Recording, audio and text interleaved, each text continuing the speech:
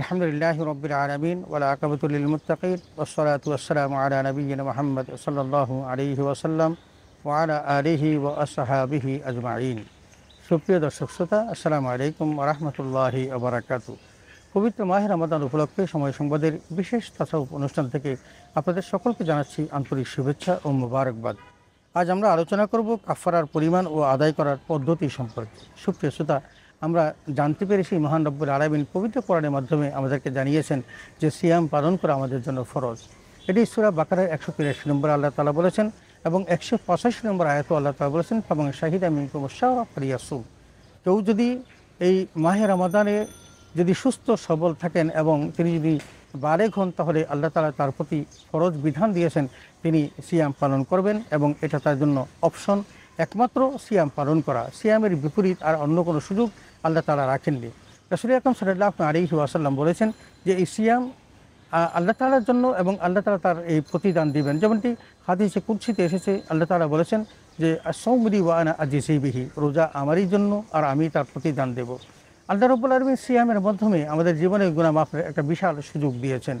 মাহে রমাদানের এই নিয়ামতপূর্ণ মাসটিতে আমরা সিয়াম পালন করে নিজেকে আমরা পরিশুদ্ধ করতে পারি, মুত্তাকি বানাতে পারি এবং জীবনের সকল গুনাহগুলোকে আমরা মাফ করাতে পারি। রাসূল আকরাম সাল্লাল্লাহু আলাইহি ওয়াসাল্লাম ইরশাদ করেছেন, বুখারী ও মুসলিম শরীফের হাদিস, মান সামা রমাদানা ঈমানান ওয়া ইহতিসাবান গুফিরা লাহু মা তাকাদ্দামা মিন যামবি। নবীজি সাল্লাল্লাহু আলাইহি ওয়াসাল্লাম বলেছেন, কেউ যদি ঈমান ও ইহতিসাবের সাথে মাহে রমাদানের সিয়াম পালন করবে, আল্লাহ তাআলা তার জীবনের সকল গুনাহ মাফ করে দিবেন। এমনিভাবে অসংখ্য সওয়াবের কথা আল্লাহ তাআলা বলেছেন। ইসলামের 5টি স্তম্ভের মধ্যে অন্যতম হলো এই সিয়াম।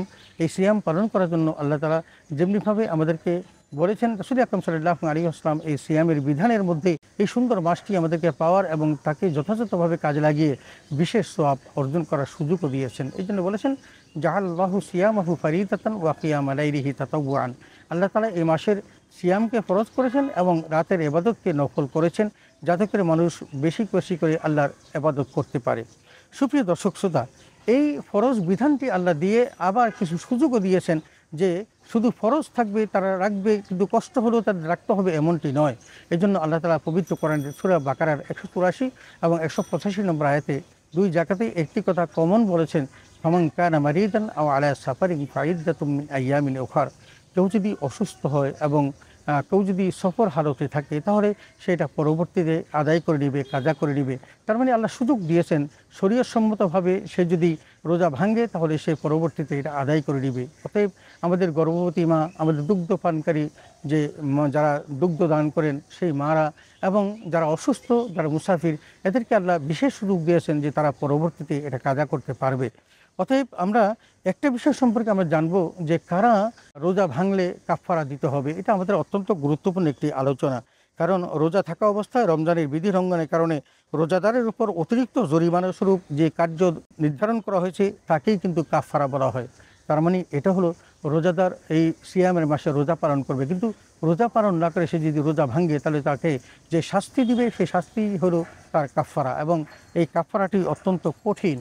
আমরা জানি যে শরীয়তসম্মত কোনো কারণ ছাড়া ইচ্ছাকৃত দেশে পানাহার করে, খাওয়া দাওয়া করে এবং কামাচার করে তথা স্ত্রীর সাথে সম্পর্ক করে, তাহলে তাকে কিন্তু এই কাফারা দিতে হবে। এবং কাফারা অত্যন্ত কঠিন একটি কাজ, যে কাজটি দুরূহ এবং করা খুবই কষ্টকর।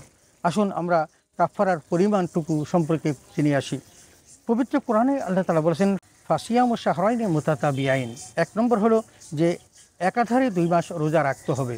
সুপ্রিয় শ্রোতা, অত্যন্ত কষ্টকর বিধানটি এরকম যে কোনো একজন ব্যক্তি সিয়াম পালন করতে শুরু করলেন কাফারা হিসাবে, কিন্তু তিনি 60টি রোজা রাখতে গিয়ে তিনি 59টি রোজা যখন রাখলেন, তার কোন কারণে রোজাটি ভেঙে গেল, তখন তাকে আবার 60টি রাখতে হবে। তার মানে অত্যন্ত কঠিন একটি আমল হলো শাস্তিস্বরূপ যে কেউ যদি সিয়াম পালন না করে ইচ্ছা করে এভাবে যদি রোজা ভঙ্গ করে, তাহলে তাকে ক্রমাগত 60টি রোজা রাখতে হবে। 2 নম্বর হলো আও ইতআমুন সিত্তিনা মিসকিনা। বলছেন যে এতে অক্ষম হলে তিনি 60 জন মিসকিনকে খাদ্য খাওয়াতে হবে। এটা একটা ধর্মীয় বিধান এবং এই 60 জন মিসকিনকে খাওয়ানোর জন্য পর্যাপ্ত পরিমাণে এবং তৃপ্তি সহকারে খাওয়াতে হবে। আমরা দেখেছি এই সম্পর্কে কিছু মাসালা আছেন, ইমাম শাফি এবং ইমাম মালিক রাহিমাহুল্লাহ, তাদের অভিমত হলো যে প্রত্যেক মিসকিনকে 1 সায়ের 4 ভাগের 1 ভাগ দিতে হবে। তার মানে এই হিসাবে 60 জন মিসকিনকে মোট 25টা, যার বর্তমান ওজন হলো 1 মণ 12.5 কেজি। তার মানে 1 মণ 12.5 কেজি, এই হিসাবে তাকে এই কাফফারা দিতে হবে, 60 জন মিসকিনকে তা দিতে হবে। আমরা ইমাম আবু হানিফা রাহিমাহুল্লাহর একটা মত পেয়ে থাকি। এখানে ইমাম আবু হানিফা বলেছেন যে প্রত্যেক মিসকিনকে অর্ধ সা দিতে হবে। অর্ধ সা এই হিসাবে 60 জন মিসকিনকে সর্বমোট 60 সা, তার মানে 2 মণ 25 খাদ্য তাকে দিতে হবে। এই খাদ্য যদি 60 জন মিসকিনকে ক্রমাগত দেওয়া যায় তাহলে কিন্তু তার কাফারা আদায় হবে। আমরা বিষয়টিকে খুব কঠিন আমাদের কাছে মনে হচ্ছে। আল্লাহ তাআলা পবিত্র কোরআনে আরেকটি অপশন দিয়েছেন, যদি এটাও তার জন্য কষ্টকর হয় তাহলে সে অক্ষম হলে একজন গোলাম আজাদ করবে। সুপ্রিয় দর্শক শ্রোতা, আমাদের দেশে গোলামের প্রচলন নেই এবং সে দিয়ে আদায় করার কোনো সুযোগ নেই। অতএব আমাদের সাবধান থাকতে হবে, ইচ্ছাকৃত যেন কোনোভাবে আমাদের রোজা নষ্ট না হয়। সুপ্রিয় শ্রোতা, আসুন কাফারা আদায়ের যে পদ্ধতি আমরা এতক্ষণ আলোচনা করলাম, 3 ভাগে কাফারা দেওয়া যাবে। একটা হলো যে দাস মুক্ত করা। আসলে আমাদের দেশে যেহেতু দাসের প্রচলন নেই, আমরা দাস মুক্ত করতে পারবো না। দ্বিতীয় অপশনে যাব, সেটা হলো ধারাবাহিকভাবে 60টি রোজা রাখা। এটা অত্যন্ত কষ্টকর, কারণ 60টি রোজা রাখতে গিয়ে প্রতিমধ্যে যদি একটা রোজাও ভেঙে যায় তাকে আবার 60টি রাখতে হবে। এমনিভাবে তার শাস্তি হিসেবে আল্লাহ তাআলা এই যে বিধানটি দিয়েছেন, এটাও যদি কষ্টকর হয় তাহলে ওই ব্যক্তির জন্য আরেকটু আসানি হলো 60 জন মিসকিনকে ক্রমাগতভাবে খাওয়ানো। আমরা এখানে যে বিষয়গুলো জানতে পারছি সেটা হলো এই, রোজার কাজা হলো একটি রোজার পরিবর্তে আরেকটি রোজা রাখা। অনুমোদিত কারণ ছাড়া একটি রোজা ভাঙলে প্রতিটির পরিবর্তে একটি কাজা করতে হবে। কিন্তু অনুমোদনহীনভাবে যদি কেউ রোজা ভাঙে ইচ্ছাকৃত, যেটা আমরা বলেছি পানাহার এবং কামাচারের মধ্য দিয়ে কেউ যদি ভাঙে তাহলে তাকে কাফারা হিসেবে আরও 60টি দিতে হবে। তার মানে তিনি কাজা এবং কাফারা হিসেবে 61টি রোজা পালন করবেন। 2 নম্বর যেটা, সেটা একই রমজানে এভাবে একাধিক রোজা ভাঙে তাহলে তাকে কিন্তু কাফারা হিসেবে 60টি রোজায় রাখতে হবে। আমাদের জন্য অনেক আসানি হয়েছে যে আমরা যদি এমনিভাবে একই মাহে রমজানে কয়েকটি রোজা এমনিভাবে ভেঙে থাকি তাহলে কিন্তু একটি কাফারা আদায় করলেই হবে, তথা ক্রমাগত 60 দিন রোজা রাখলেই হবে। 3 নম্বর, কাফারা 60টি রোজার মাধ্যমে আদায় করতে না পারলে 60 জন মিসকিনকে খাওয়াতে হবে। সুপ্রিয় দর্শক শ্রোতা, কাফারার পরিমাণ ও আদায় করার পদ্ধতি সম্পর্কে আমরা জানলাম। বিষয়টি অত্যন্ত কঠিন এবং জটিল কাজ।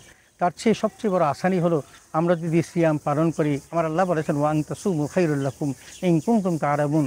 তোমাদের জন্য কত যে কল্যাণ করে এই রোজা রাখাটা যদি তোমরা জানতে তাহলে তোমরা সারাটি বছর রোজা রাখতে। হযরত আবু হুরায়রা রাদিয়াল্লাহু তাআলা আনহু বর্ণিত হাদিস, রাসূল আকরাম সাল্লাল্লাহু আলাইহি ওয়াসাল্লাম বলেছেন যে একটি রোজা কেউ যদি ইচ্ছাকৃত ছেড়ে দেয় তাহলে সারাটি বছর রোজা রাখলেও কিন্তু তার কাফারা আদায় করে শেষ করা যাবে না। সুপ্রিয় দর্শক শ্রোতা, আসুন আল্লাহ তাআলা আমাদের যে বিধান দিয়েছেন আমাদের কল্যাণের জন্য দিয়েছেন।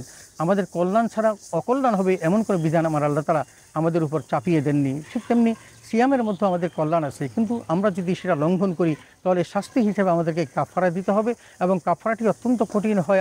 গোলাম আজাদ করতে হবে, না হয় ক্রমাগত 60টি রোজা রাখতে হবে, না হয় 60 জন মিসকিনকে খাওয়াতে হবে। আসুন আমরা এত সব না করে আমরা আল্লাহর বিধানটি মেনে নিই এবং কাজা ও কাফারা বাদ দিয়ে আমরা সিয়াম যথাযথ পালন করে আল্লাহ নৈকট্য হাসিল করি। আল্লাহ তাআলা আমাদের সকলকে সে তৌফিক দান করুন, আমিন। ওয়া আখিরু দাওয়ানা আলহামদুলিল্লাহি রাব্বিল আলামিন। আসসালামু আলাইকুম ওয়া রাহমাতুল্লাহি ওয়া বারাকাতুহু।